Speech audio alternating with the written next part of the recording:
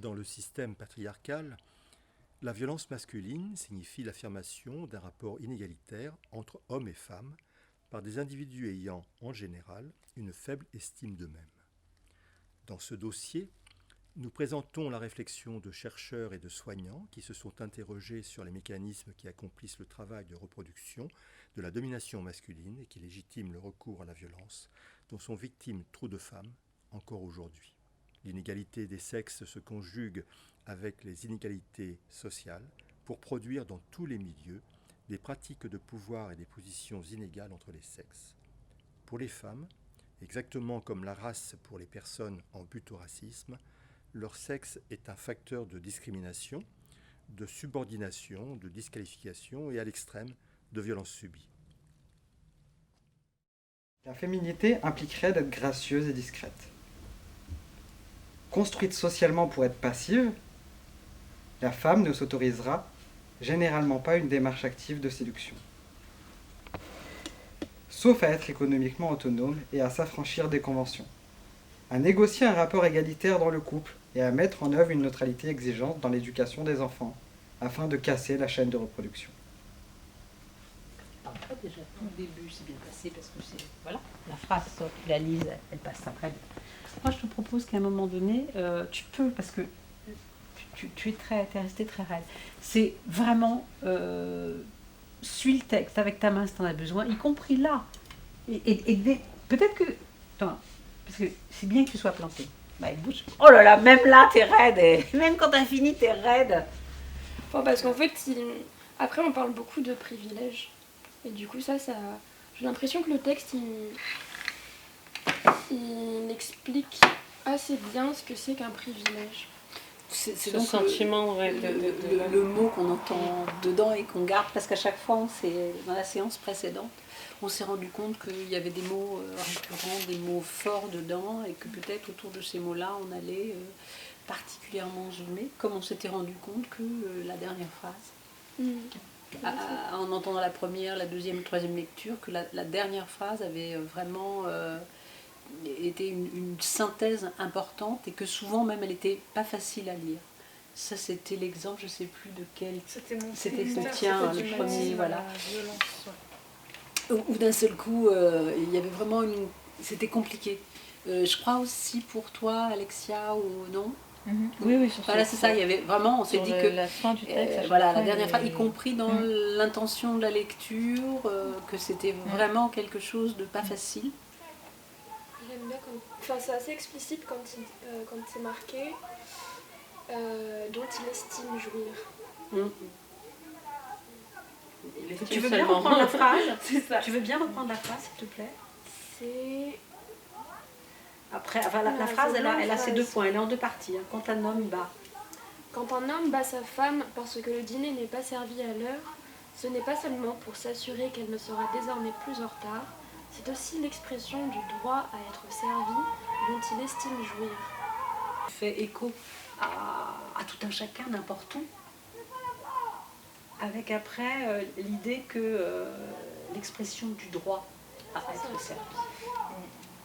Mais avec ce droit-là, enfin moi je sais que depuis tout à l'heure, justement quand tu lisais, je me disais droit, c'est pas que ça me fait pas écho, mais pour moi un droit c'est quelque chose dont dont on peut jouir, dont on doit jouir, mais je me disais en fait ce qui est surtout important, donc il y a ce privilège, donc ce droit, mais il y a aussi le devoir, en fait on aurait presque pu faire une sorte de parallèle où lui a le privilège dû, et la femme elle a ce devoir en fait de lui accorder ce privilège.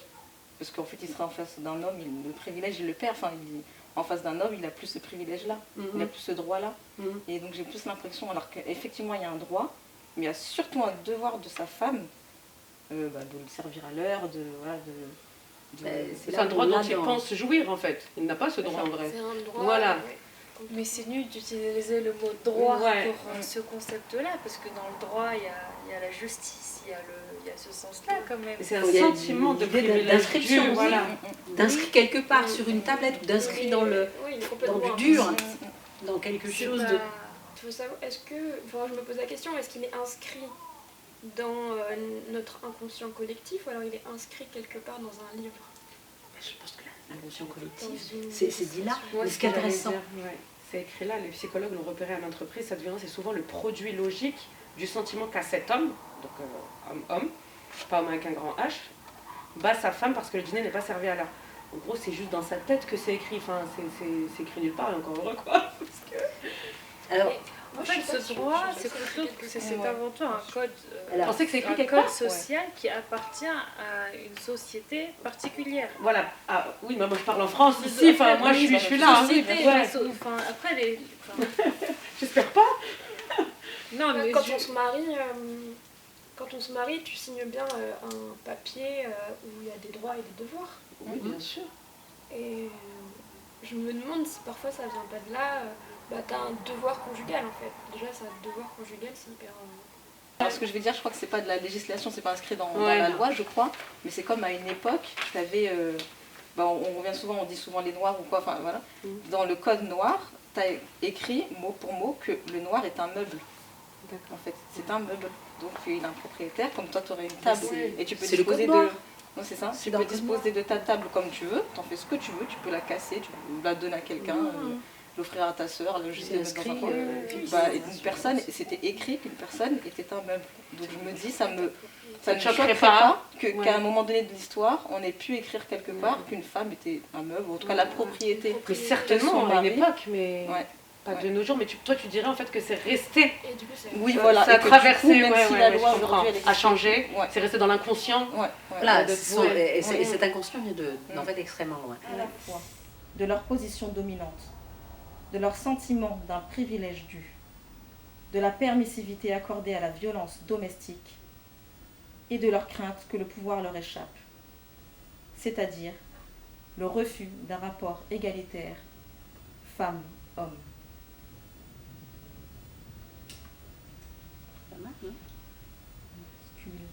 C'était intéressant le lapsus que tu allais faire à la première phrase, Alexia.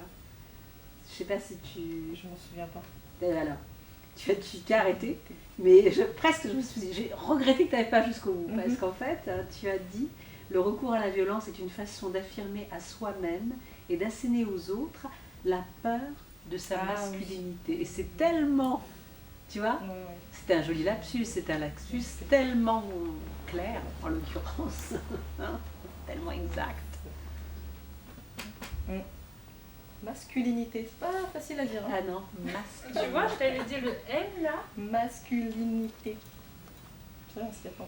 C'est pas facile à vivre non plus. C'est peut-être pour ça.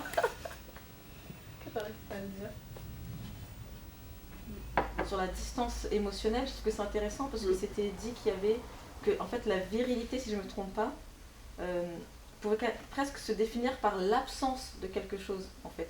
C'est l'absence du côté affectueux, du soin. Non, tout à fait, je ne te trompe pas du tout. De ce fait, la virilité est codifiée par l'absence et se construit au niveau de l'imaginaire. La violence physique suit logiquement, avec toutes les formes de maltraitance et les coups. Violence qui peut aller jusqu'à la mort. La femme n'est plus qu'un objet entre les mains de son maître. C'est une phrase qui est courte, elle est... Oui, mais c'est celle qui est assez forte. La femme n'est plus qu'un objet entre les mains de son maître. Oui. De son maître. Être entre... attention aux petites tendances cliniques. Et à s'affranchir des conventions, à négocier un rapport égalitaire dans le couple et à mettre en œuvre une neutralité exigeant dans l'éducation des enfants afin de casser la chaîne de la reproduction. Pour venir à produire, reproduire. En fait, ce qui est marrant, c'est que c'est marqué sauf comme une exception, en fait. Et ce qu'on disait tout à l'heure, c'est qu'on nous met une barrière, quoi. C'est ça. C'est qu'il y a un truc qui gêne là-dedans.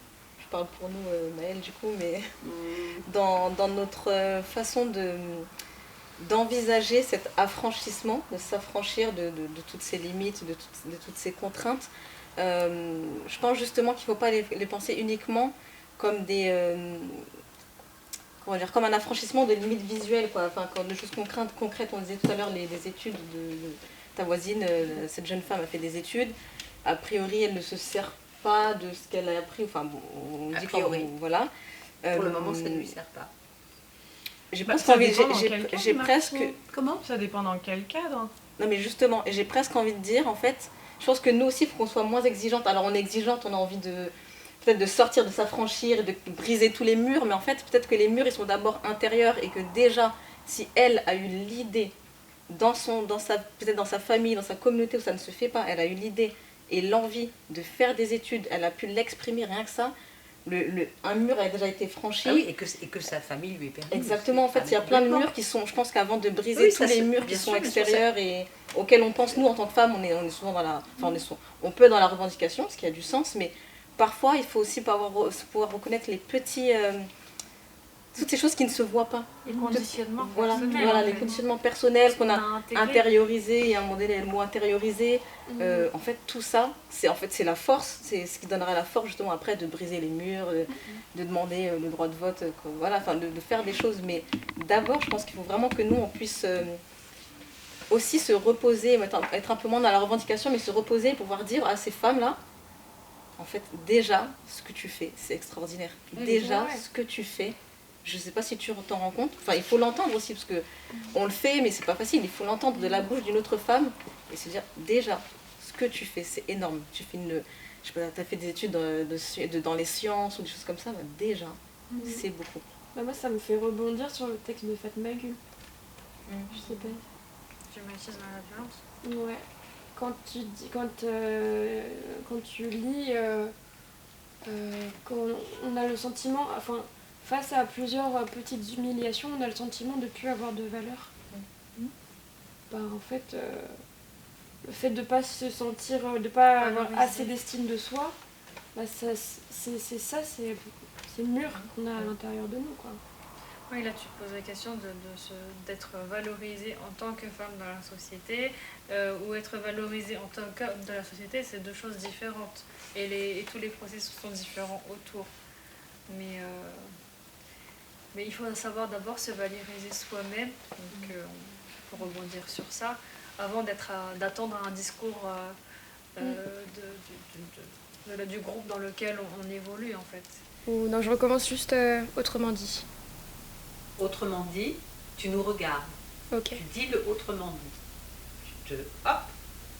Moi, je prendrai un tout petit peu de temps. Je relancerai en disant privilège dû, comme là. Et puis, on redit tout. Ok.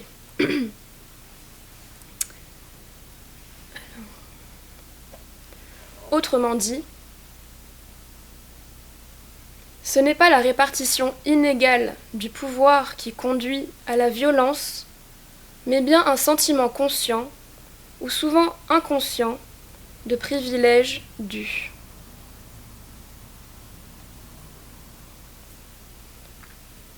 Privilège dû.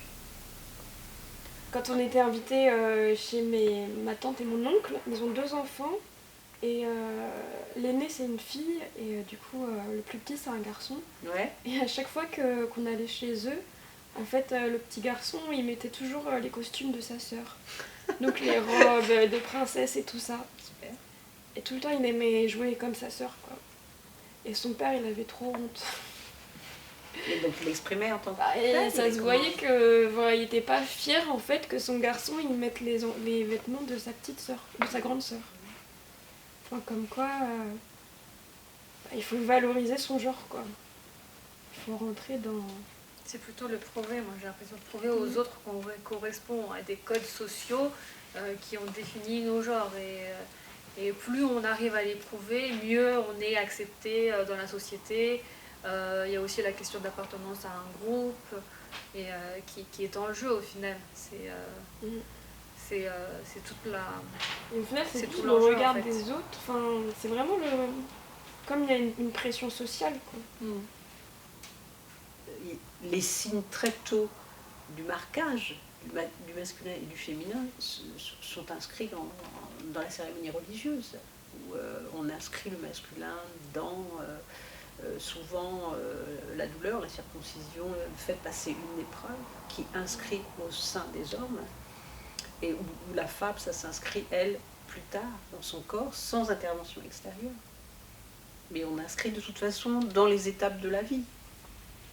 C'est intéressant puisqu'on a eu des exemples où justement les enfants reproduisent ce que les parents font, par exemple professionnellement, mais qui sortent du cadre du genre. Enfin, je vous entends et je pense à Leila Ali, qui est la fille de Mohamed Ali, qui est une fille, mais qui va faire de la boxe comme son père, et devenir à son tour un symbole pour énormément de filles en plus de ça, à se dire que les filles peuvent faire de la boxe aussi.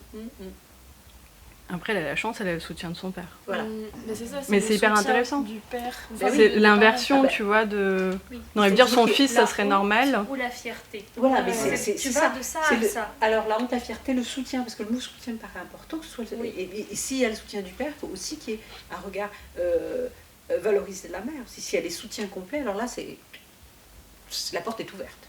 De femmes au début du XXe siècle qui ont pu sortir au cours du XIXe, c'est souvent, en tout cas si je pense alors au-delà au XVIIIe à Émilie du Châtelet, c'est le regard du père et la prise en compte très très tôt du père de cette fille qu'il a et qui va, je crois qu'elle dessine ses premières écritures sur des formules mathématiques que son père lui montre ou qu'elle voit écrit et qu'elle va reproduire. Et le père va valoriser complètement ça. Et ça va aller très très très loin parce qu'à l'époque, si tu veux, d'une part un homme qui s'arrête suffisamment longtemps sur ce qu'on appelle l'éducation, l'attention, c'est vraiment l'attention à l'enfant, c'était sûrement pas extrêmement courant. Parce que l'éducation de l'époque met quand même les filles dans des super cases. Et je pense que globalement, féminin, les modèles étaient là et qu'elle a pu faire son choix très tôt. Elle a été une des rares femmes, en plus scientifique. On pouvait admettre un peu de littérature, un peu de peinture, même si tout ça était hors du chemin. Mais on pouvait le concéder au féminin. Penser sur la science, avoir cette ouverture-là. C'est concéder le droit de réussir dans un domaine, réussir dans une profession plutôt masculine ou plutôt féminine selon la personne. Mais c'est intéressant de se dire que il faut qu'on te concède quelque chose pour que toi tu puisses y accéder. Tu as les métiers acceptables et d'autres métiers qui sont quand même beaucoup moins acceptables.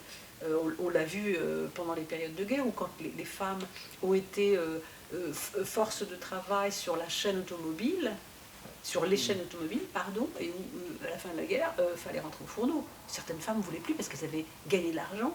En plus, elles avaient appris des métiers, elles avaient un savoir. En plus, certaines, elles aimaient leur métier de savoir, qui était un truc pas féminin forcément. Enfin, tu vois, ça a contribué aussi au changement des mentalités. Ces femmes qui se sont retrouvées dans la situation de apprendre des métiers pas féminins, mais qui les ont... participer à l'effort de guerre, oui, et faire tourner l'économie malgré l'absence des hommes. Voilà, et qui y ont pris goût, qui ont évidemment trouvé derrière ça un moyen de s'émanciper. Il a fallu qu'elles retournent pour une bonne partie. Hein. Pour certaines, elles l'ont refusé et elles ont... ça s'est pas passé tout seul. Et justement, ça revient au texte. Cette idée, sauf à être économiquement autonome et à s'affranchir des conventions. Oui, et ça maintenant on l'admet. Maintenant on l'admet. À notre époque on l'admet. Et encore, je ne pense pas que ce soit forcément le cas dans toutes les sociétés.